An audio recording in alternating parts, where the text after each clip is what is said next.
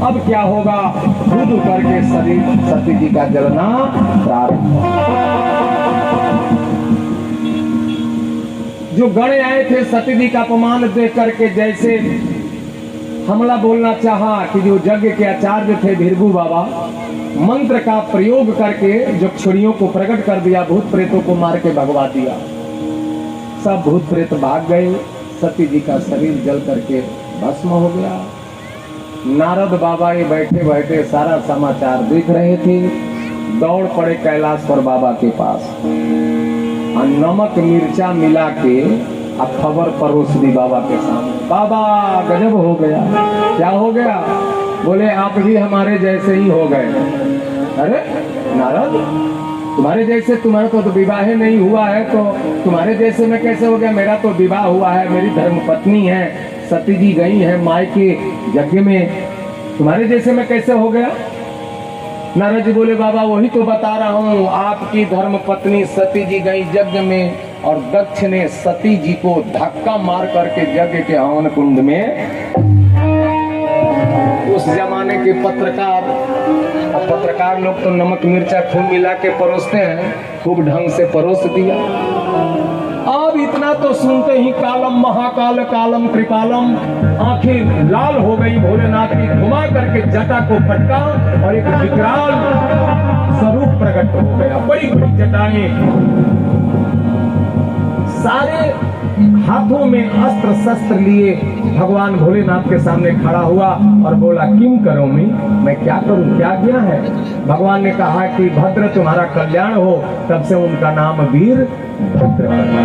दक्ष को यज्ञ के साथ ही समाप्त कर दो, ये आदेश दे दिया, क्योंकि अब तक दक्ष जिंदा है, संबंध चल रहा था। जब पत्नी ही नहीं तो फिर ससुर कैसा?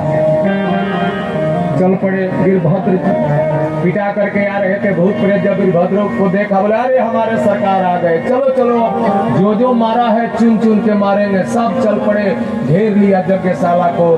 वीरभद्र जी ने आदेश दिया एक भी भागने न पाए, सबको पकड़ के लाओ। भूत प्रेत पकड़ करके सबको लाए। भृगु बाबा को सबसे पहले पकड़ा यज्ञ के आचार्य,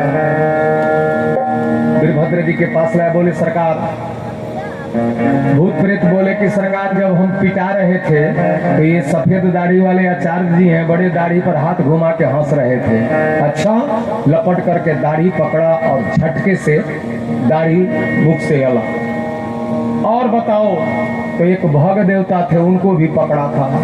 भूत प्रेत बोले को आते देखा, गदगद हो गया, दौड़ पड़ी सती जी और माता प्रसूति और जा करके गोदी में बेटी को सादर सादर भले ही मिली एक माता, सादर भले ही मिली एक माता, सादर भले ही मिली एक माता।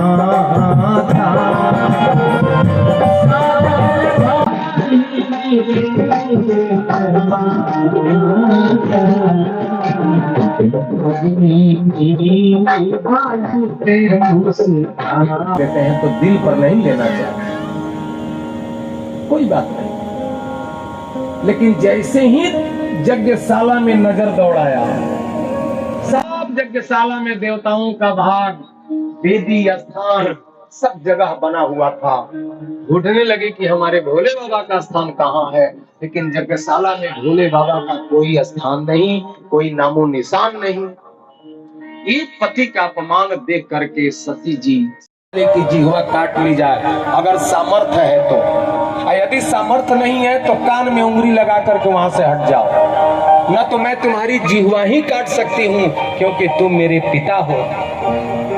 और यहाँ से लौट करके जाऊंगी और हमारे भोलेनाथ पूछेंगे कि कहो कहो दक्ष कुमारी दक्षायणी, ऐसा स्वागत हुआ मायके में, तो मैं क्या जवाब दूंगी?